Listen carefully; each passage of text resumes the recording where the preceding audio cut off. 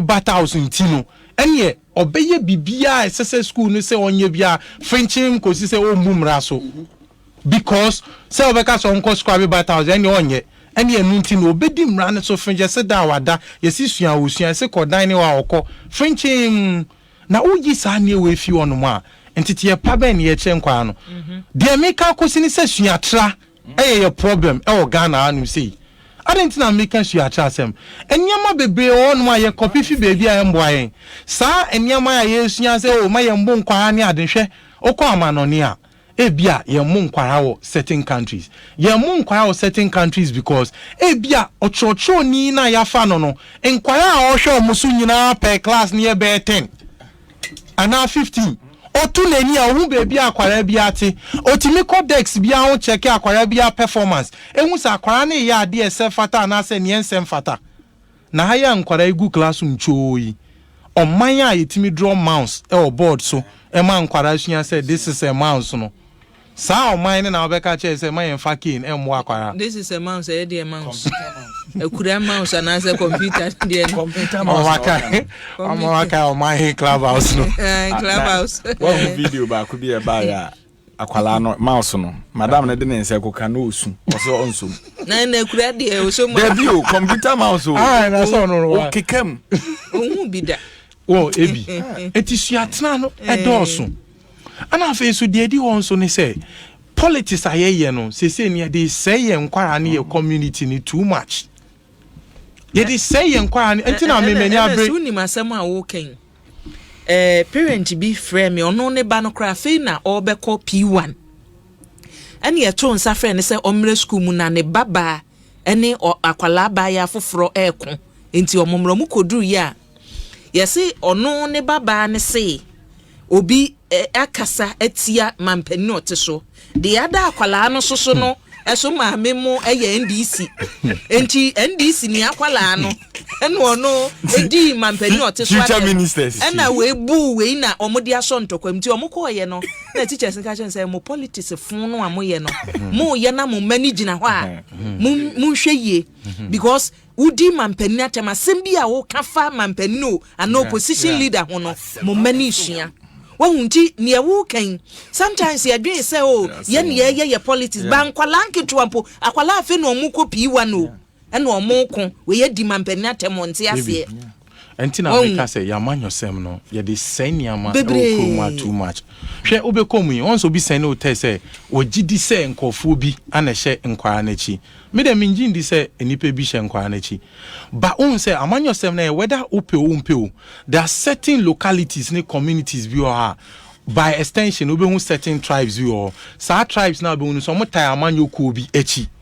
eti enei no akwete say sa community na omo no ebia nipa ote so no enfi omo side anase onfi amanyoku omo taachi nti no enye bibikitu abi na entwa ye o school mu a na wo se e ba na ebedi sa omampani natem na yanhwe ni ya ene no ebi omampani no eni wo side of the community anse onfi wo tribe anase onfi wo community nti no wo fe se ye twa abo no no china no de e betena so eti saade na nya ade wo se nyina egitu mu se anamotu ankwara ni tu ye no ensem fata se nkwara beka sa akasa no enti sa problem wi a wakan na che se abroad o ye be na solve problem no de be na solve ni se sensem trofo se amanyofo ye ma ye hu nidi na ye place value judgment in good deeds se obi ya ade ya ye ngina ye nyintu mu se ade anipa ye eye ene hwemo ansem trofo ye shows bi wa ultimate ya say nipa na Kenya nsasempa enzo beko social media no ebi nipa e hwekora ndu 20 na ni o kan sem hu no ni o di nkofo atem de o say president akoye say de o say omampani dada akoye say no ono na nipa to aguso o mo hwe. These are the issues we are dealing with. Until we place judgment on good deeds. Say ebi wa etie fidie na echi nsem a oka no edi mu e no necessary nipa etie ese ndi ote afidie fufu echi a oka nsemu a nipa etu aguso no de edi won so ne say obi ya de na esefata eno na wo se ye nyina no ye di echi ena emini umienu opa ama cha so su ntina normal words of encouragement na fa to social media obi amehwe ma baya bi nyina sesia no mu nipa ne yemfa camera nsini so ne record sesia enipa tu oguso 14k na da ho hwa asofufu yi the next time me pese me bo ebidin kwa wo mo amode o masofudie obu ne pamienu na sese o ye star obi won ma bisa ne enti a so ye brofo na omode ba ne se anu kwa na me bufu omode se celebrate ne ba ubisa se dia ankasa no waye etu be no na che se bia nipa kro no wo nofo obi so ho no ma oto can you imagine obi so ho no mo anti na se wo awu ni hwede wo eno na mo amunya delay bisa sister bisa ntu de wo talent ade be wi ase ade se be wa yesika fo ada ebi no so ebi aka ho ebi ana eka ho so but enye ye di say o man no onu kwe o ya asofufo ye ebi di o ma asofudie be wi me pese mebo ebidin ana oba na otu na within like 5 minutes now when you be 15k especially omugu kumasi person we go I'm sure omugu de emfama omugu 1 or 2 bia minimum kumasi ebimo I'm say 1 or 2 bia minimum kumasi omugu de na wato afemu sa wakansem na ye ni age ne yesre twe na ekọ na eba what you say but the all kansem pa no kohwe se enipa ahin na beguso mo morning show sa mu ye ebi mu soya obeche mahama kasa kikemu a edimpanifo nyina tem na be kono wonnam ho ahwan ke na nkofo gusu sa asumesio mo fire ne ani age okotena show so ade obeka muti abomu no eno na nkofo bebeti de okanya nsasem no obi mpese obeti eti se pese ye society no ye hold their values and your culture make ko enimu a esese start sisan ye suban because me ne wo ka say no yenim shekra ni o GSS culture is a way of life or a way that a group of people live. And to Ghana for how do we live?